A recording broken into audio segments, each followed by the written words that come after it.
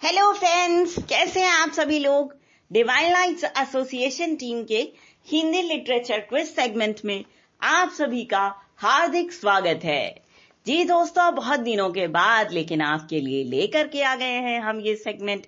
लेकिन सबसे पहले हम आप सभी लोगों को आपके ढेर सारी दुआओं के लिए बहुत बहुत धन्यवाद कहना चाहते हैं।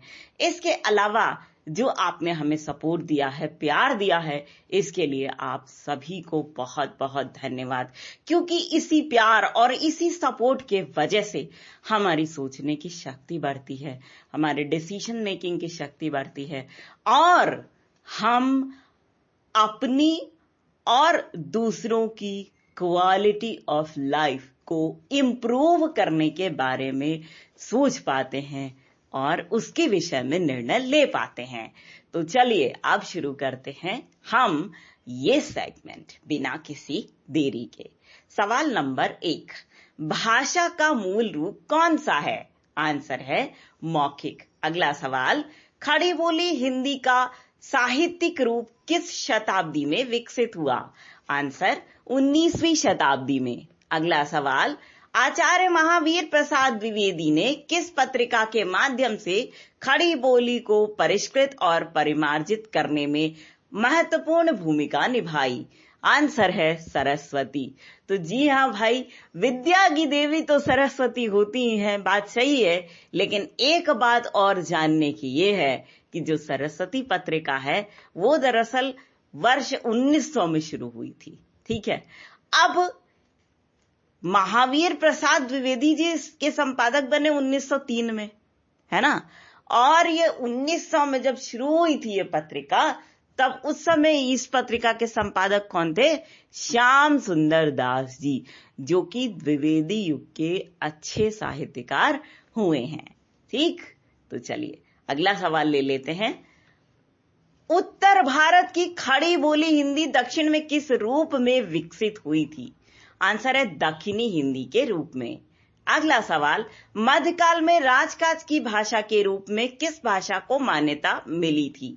आंसर है फारसी भाषा को। नेक्स्ट, ब्रज और अवधी किस काल की काव्य भाषाएं हैं? आंसर मध्यकाल की।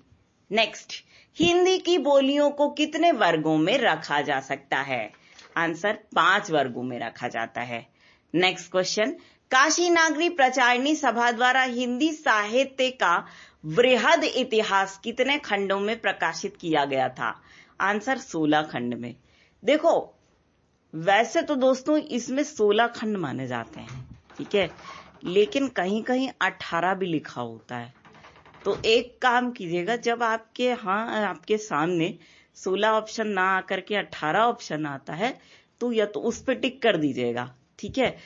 और अगर 18 ऑप्शन नहीं आता है, 16 आता है, तो उस पे लगाइएगा। मान लीजिए कभी ऐसी स्थिति आई कि आपके सामने 16 और 18 दोनों ऑप्शन आते हैं, तो आप 16 लगाइएगा, क्योंकि इस प्रश्न का उत्तर ना ज्यादातर लोग 16 मानते हैं। ठीक है, तो चलिए हम अगला सवाल देख लेते हैं। हिंदी साहित्य की भूमिका ग्रंथ किस वर्ष और किसके द्वारा लिखी गई? बड़ी मजेदार ये जो क्वेश्चन है, तो इसका आंसर हम आपको बता देते हैं। ये हजारी प्रसाद द्विवेदी जी द्वारा लिखी गई है और ये 1940 में लिखी गई। मजेदार क्यों है ये भी सुन लीजिए भाई, हंसी ठिठोली हो जाए थोड़ी सी है। देखिए, ऐसा है कि इसकी ट्रिक याद करने की जो है कुछ इस तरह से है। हजारी की भूमिका 40 की हो गई, तो अगर ऐसी ट्रिक कोई बना दे इस प्रश्न को याद करने की, तो भला हंसी नहीं आएगी बताइए, तो और क्या होगा, है ना। तो इसलिए ये प्रश्न था थोड़ा सा मजेदार। ठीक, चलिए अगला सवाल, मिश्र बंधु विनोद में कितने कवियों का उल्लेख मिलता है? आंसर है 4591, यानी कि 4591 कवियों का। अगला सवाल, मिश्र बंधु विनोद में हिंदी साहित्य के इतिहास को कितने काल खंडों में विभाजित किया गया है? आंसर 5 काल खंडों में। अगला सवाल, the modern vernacular literature of Hindustan नामक पुस्तक का स्वतंत्र रूप से प्रकाशन किस वर्ष हुआ? आंसर है 1889, यानी 1889 में। ठीक है, और ये लिखा किसके द्वारा गया था?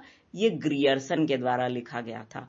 अगर आपसे ये पूछा जाता है यहाँ पे कि इस जो किताब थी इसका प्रकाशन कब हुआ, स्वतंत्र रूप से तो वो अलग प्रश्न बन गया, लेकिन इसका प्रकाशन कब हुआ, तब आप लिखिएगा 1888।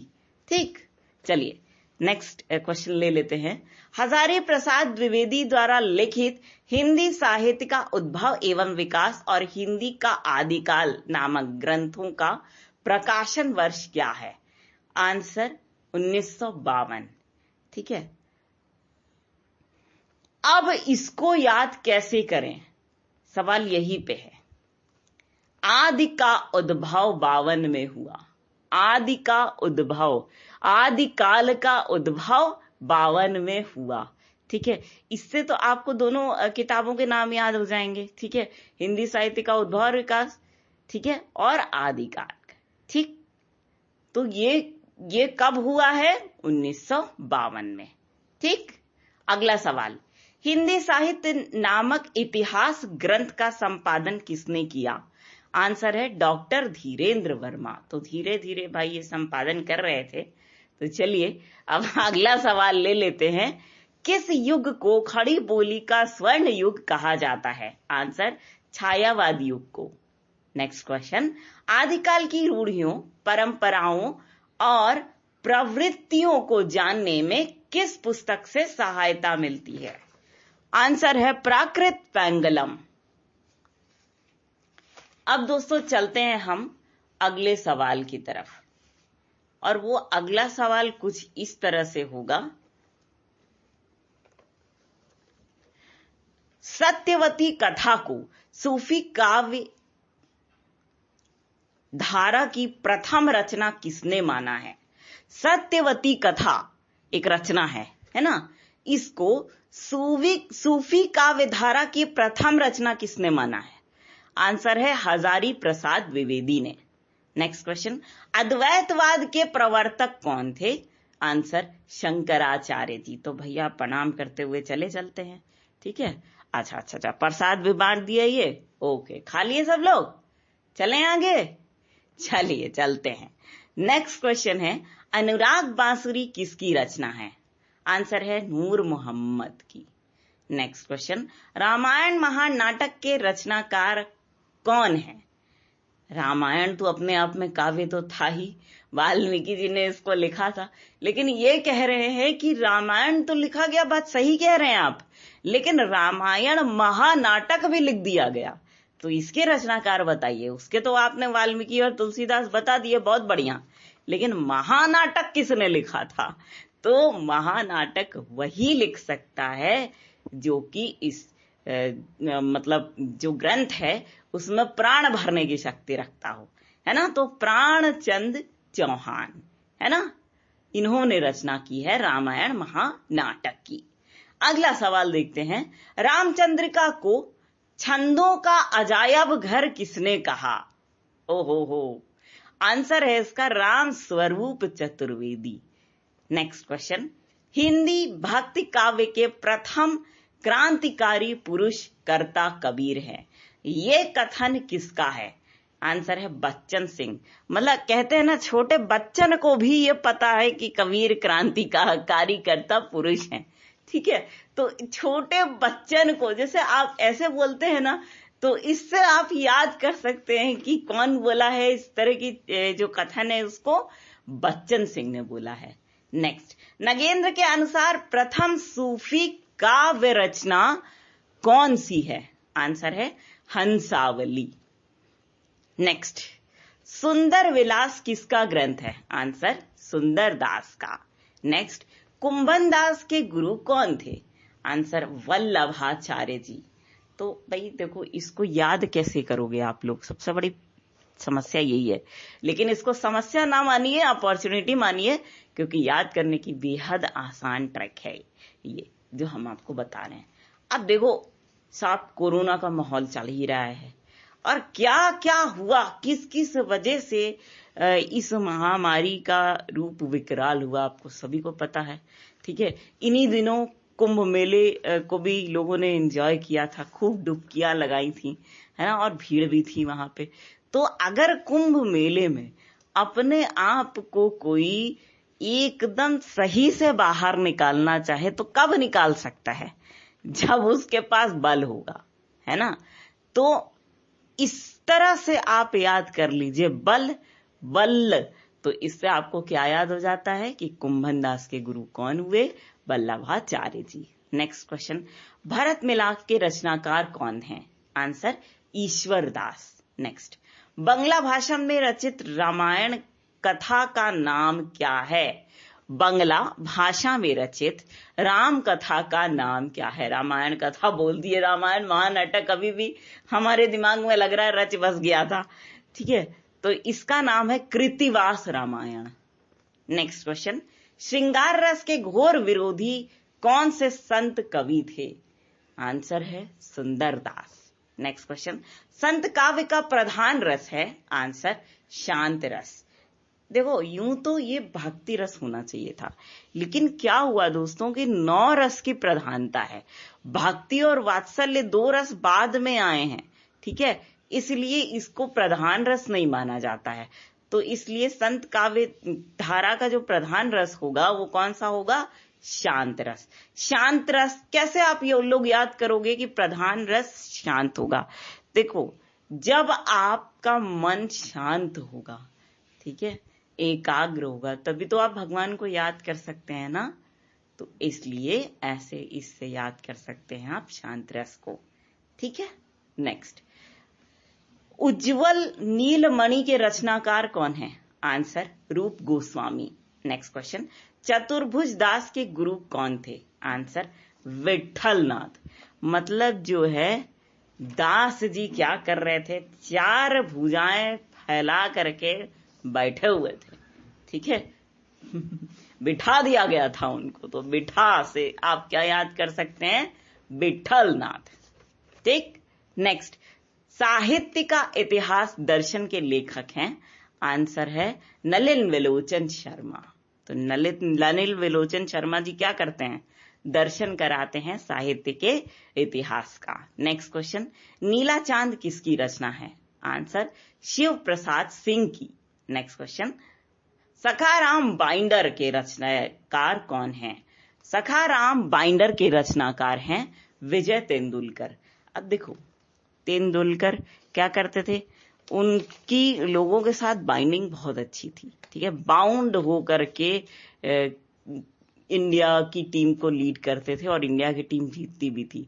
तो इससे याद कर सकते हैं तेंदुलकर जो है बाइंड करने में विश्वास रखते थे। तो इससे आपको याद हो गया, सखाराम बाइंडर किसकी रचना है? विजय तेंदुलकर की। सचिन तेंदुलकर को याद कर लीजिएगा जब बाइंडर शब्द आए तो, है ना। नेक्स्ट, आपका बंटी किसकी रचना है? आंसर मन्नू भंडारी। बहुत ही बढ़िया कहानीकार हुई हैं, तो उनकी ये रचना है। नेक्स्ट, सवा सेर गेहूं किसकी कहानी है? आंसर मुंशी प्रेमचंद। नेक्स्ट, अपभ्रंश शब्द का सबसे पहले प्रयोग किसने किया?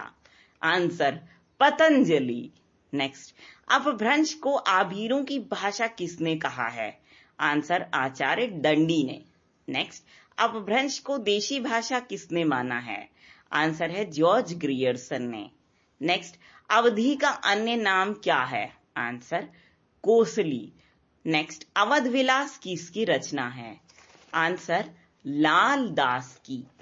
अगला सवाल, राधा माधव विलास के रचनाकार कौन है? आंसर जयराम। नेक्स्ट क्वेश्चन, स्नेह लीला के रचनाकार कौन है?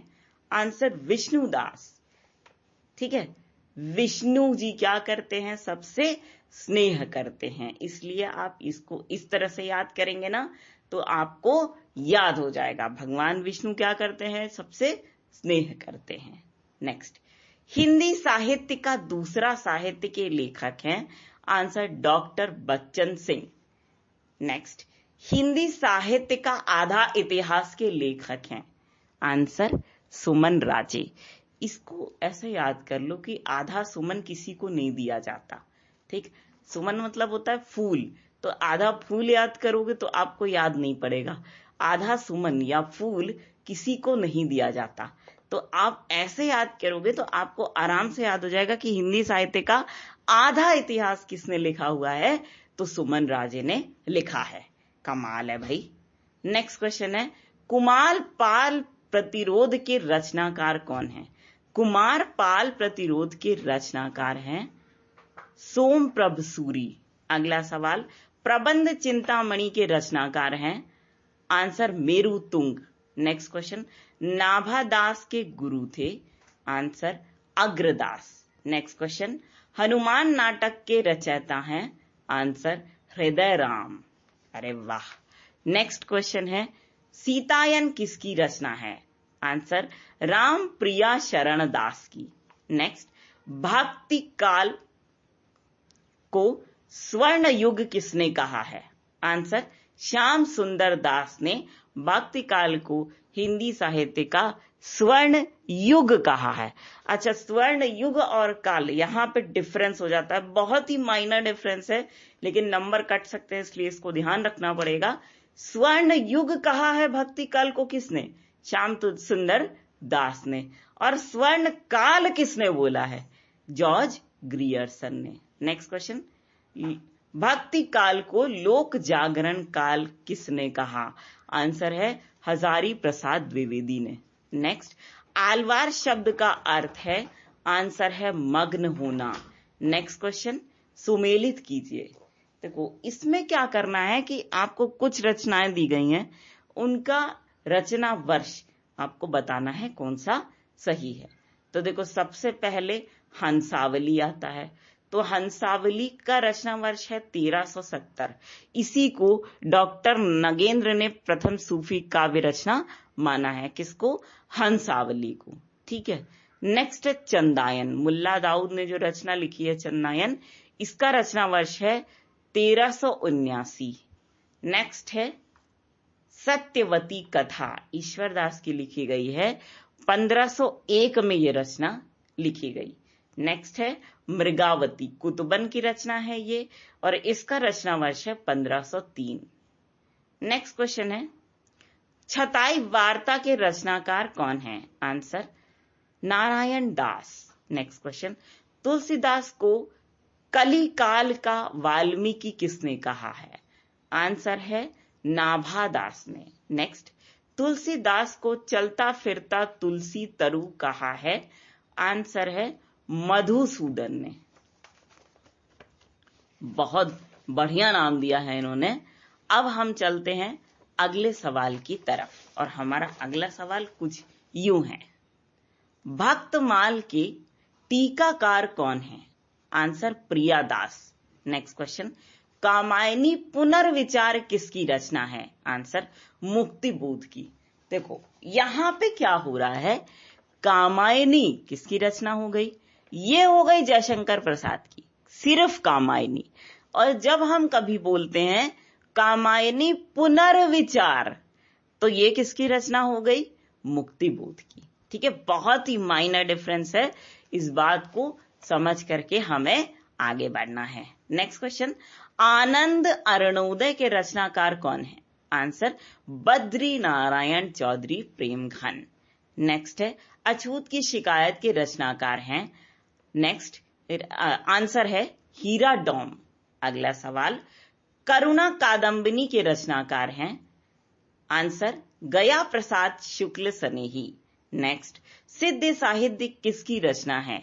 सिद्ध साहित्य रचना है धर्मवीर भारती की। नेक्स्ट, हिंदी शब्दानुशासन किसकी रचना है? आंसर किशोरी दास वाजपेयी की। नेक्स्ट, अपराजिता के रचनाकार हैं? आंसर है रामेश्वर शुक्ल अंचल। नेक्स्ट, देहाती दुनिया किसकी रचना है? आंसर है शिव पूजन सहाय। नेक्स्ट, शैतान मंडली के रचनाकार हैं? आंसर पांडे बेचन शर्मा उग्र। तो भैया शैतान लोग तो उग्र ही होंगे, है कि नहीं? तो चलिए अगला सवाल है, तांबे के कीड़े किसकी रचना है? आंसर भुवनेश्वर कुमार की। नेक्स्ट, शिवराज भूषण ग्रंथ में कितने अलंकारों की चर्चा की गई है? आंसर 105 अलंकारों की। नेक्स्ट, अलंकारों को काव्य का प्राण किसने माना है? आंसर है केशव दास ने। नेक्स्ट, इश्क लता किसकी रचना है? आंसर घनानंद की। नेक्स्ट, अंग दर्पण के रचनाकार हैं? आंसर रसलीन। नेक्स्ट, घनानंद को साक्षात रसमूर्ति किसने कहा? आंसर है आचार्य रामचंद्र शुक्ल। चलिए अगला सवाल ले लेते हैं। अगला सवाल है, कर्फ्यू नाटक किसकी रचना है? आंसर लक्ष्मी नारायण लाल की। नेक्स्ट, दोहा और रोला को क्रम से मिलाने पर कौन सा छंद बनता है? आंसर है कुंडलियां। सही बात है, एक गिरधर कवि राय हैं, वो कुंडलियां बहुत अच्छी लिखा करते हैं, वो कुंडलियों के लिए ही प्रसिद्ध हैं। तो उनकी एक कुंडली है जो कि हमें बहुत पसंद है। वो इस तरह से है कि साईं इतना दीजिए जामे कुटुंब समाए, मैं भी भूखा ना रहूं अतिथि न भूखा जाए, है ना। और एक और कुंडली है जो कि बहुत छूती है मेरे दिल को, वो है जाको राखे साइया मार सके ना कोई। ठीक, चलिए नेक्स्ट है, हार की जीत कहानी के लेखक कौन से हैं? आंसर सुदर्शन। नेक्स्ट, कामता प्रसाद गुरु का वह हिंदी व्याकरण विषयक ग्रंथ जो काशी नागरी प्रचारणी सभा द्वारा प्रकाशित हुआ? आंसर हिंदी व्याकरण। नेक्स्ट, सबसे प्राचीन वीरता मानी जाती है? आंसर वाक वीरता। नेक्स्ट, आत्मनिर्भरता निबंध के लेखक हैं? आंसर बालकृष्ण भट्ट। नेक्स्ट, भारत मित्र पत्र के संपादक थे? आंसर रुद्रदत्त शर्मा। देखो इस शब्द ये जो पत्र है इसका संपादन 1934 में हुआ। कहां से अगर पूछा जाए तो आप लिखिएगा कलकत्ता से। ठीक, नेक्स्ट, धातु सेन जयशंकर प्रसाद के किस नाटक का पात्र है? आंसर स्कंदगुप्त। ऐसा भी क्वेश्चन आ जाता है, धातु सेन प्रसाद के किस नाटक का पात्र है? तो प्रसाद हमने जानबूझ के यहाँ पे बोला नहीं है, जयशंकर प्रसाद बोला है ताकि आप लोग उसको इस तरीके से भी समझ लीजिए और उस तरीके से भी आपको समझ में आ जाए। नेक्स्ट क्वेश्चन, किसने अपभ्रंश को अशुद्ध भाषा कहा है? आंसर भरत मुनि। नेक्स्ट क्वेश्चन, सारेंद्री नाटक के लेखक हैं? आंसर मैथिली शरण गुप्त। दो उपनाम है मैथिली शरण गुप्त के, कौन कौन से हैं? एक है दद्दा और एक है मधुप। मैथिली शरण गुप्त की अगर बात की जाए तो ये द्विवेदी युग के बहुत बड़े अच्छे कवि रहे हैं। राष्ट्र कवि की उपाधि इनको दी थी महात्मा गांधी ने। इनकी रचना एक थी भारत भारती। जब इन्होंने लिखा इसको, इसके बाद इन्होंने महात्मा गांधी ने मैथिली शरण गुप्त को राष्ट्र कवि की उपाधि दे दी थी। इनकी एक कविता है जो वाकई हमें बहुत पसंद है और लगता है कि आज के युग में रिलेवेंट भी है। कौन सी, हम आपको सुनाते हैं। नर हो न निराश करो मन को, कुछ काम करो कुछ काम करो, जग में रहकर कुछ नाम करो, यह जन्म हुआ किस अर्थ अहो, समझो जिसमें यह व्यर्थ न हो, समझो न अलभ्य किसी धन को, नर हो न निराश करो मन को।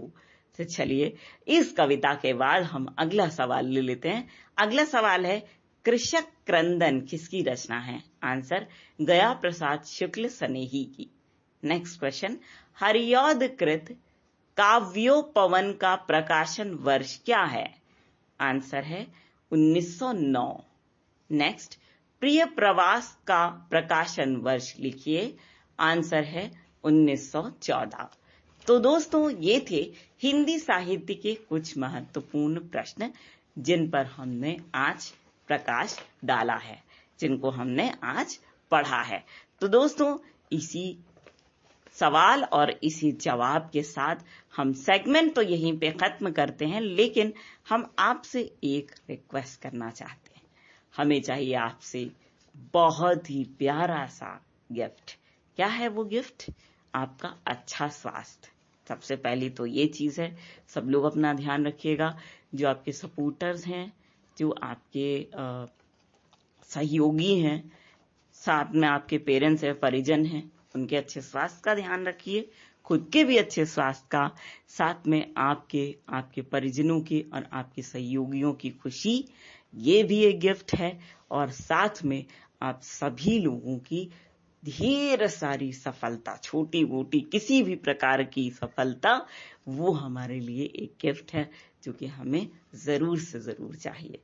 तो दोस्तों, इसी बात के साथ हम आप सभी के ढेर सारे प्यार, जुनून, जज्बात और कड़ी मेहनत के साथ साथ आप सभी की उस कोशिश को भी दिल से सलाम करना चाहेंगे, जिसकी बदौलत ना सिर्फ आप सभी नई नई ऊंचाइयों को छू रहे हैं, बल्कि साथ ही आप सभी हर क्षेत्र में अपनी योग्यता का झंडा निरंतर गाड़ रहे हैं।